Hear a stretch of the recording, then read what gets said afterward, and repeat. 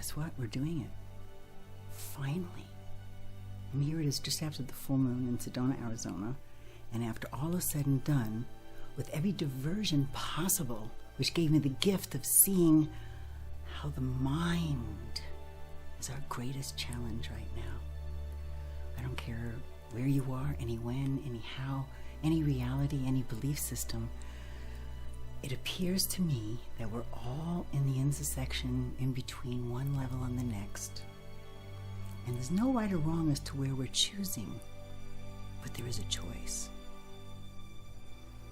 So, in my little playroom here, I thought it has to consist of something that everybody can have. There's no education or bank account or social situation or physical anything that would keep a being from what's happening next. Being a psychic witness, I have the gift of learning to be present and witnessing things that I couldn't begin to understand sometimes. But what brings us right here and right now, and this once was garage, painted in with love and beauty and heart opening, I finally realized that that simplicity has to be a frequency that is available to all beings at all times. Thus, I became kind of an energy worker, scientist, experiencer, mover. And in doing so, I've made the most amazing transformations. It's not so important for the self, but being that I'm part scientist, I'm looking at things in quite a galactic view. I love this dimension with all its diversity and everything. I can't even put my own adjectives to it because I do have my own preference. And what I'm inviting you to, since there are many preferences, is those of you who feel, those of you who want to feel, and those of you who feel, there's an easy way that you can rock yourself home, and you can be home, and it's by this sound of And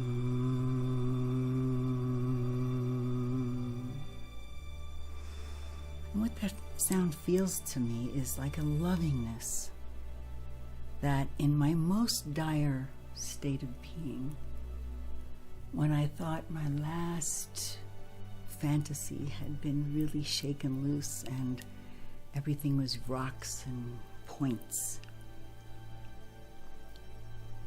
buried even under debris,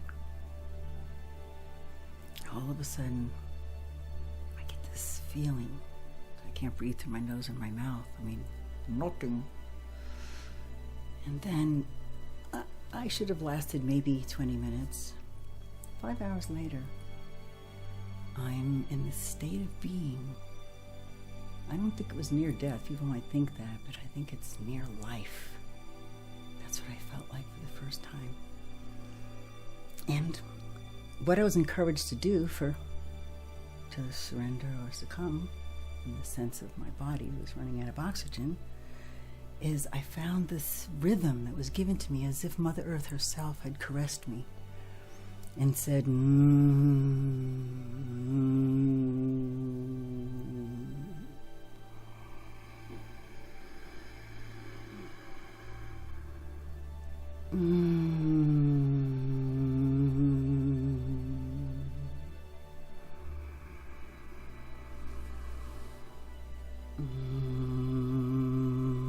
And for the first time, this lifetime, I felt cradled.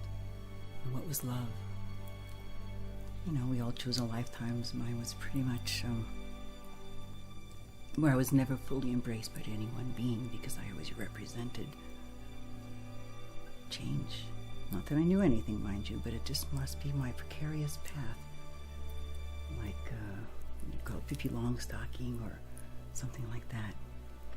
But tonight, I'm so happy to share with you because this is our postcard to Gaia, is reminding people that when you center into that frequency, that this is Mother Earth's frequency. This is the frequency that we're ascending to.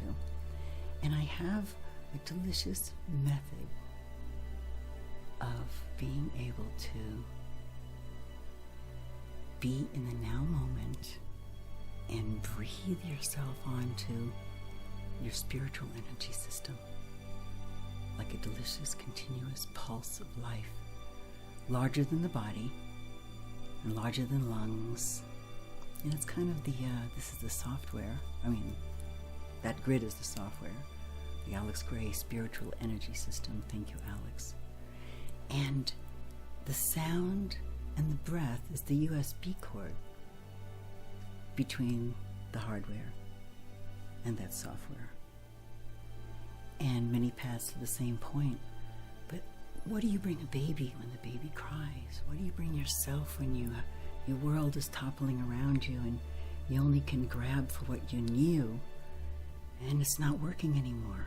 And it's happening to everyone. So there has to be this middle ground of not compromise, the middle ground of owning that delicious place within your heart, just owning that.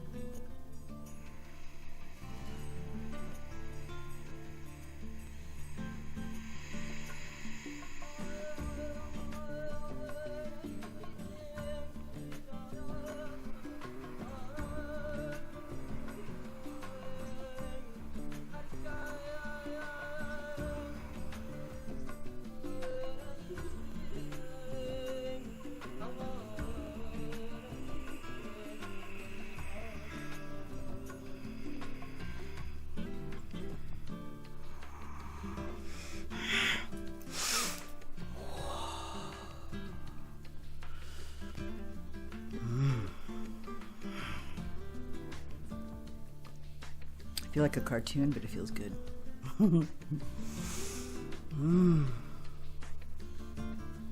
I wish that every being in the universe could feel this now moment. And you can. You can. You can't just be still. You have to breathe into yourself and just step into your... I like to look at the avatar body, you know, he just lifted his legs in there, just like we are with humans, and then he just like went through the tunnel of light, and then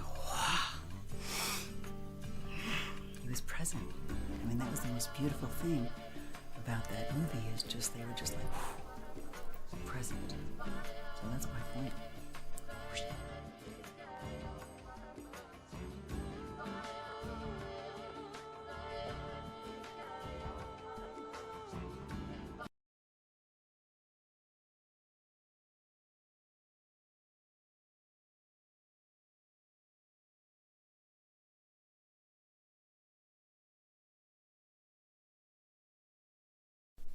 One of the things I want to show you is, because this is toroidal, there's no stop. Like, you just don't go to the end and then it's a continuous flow.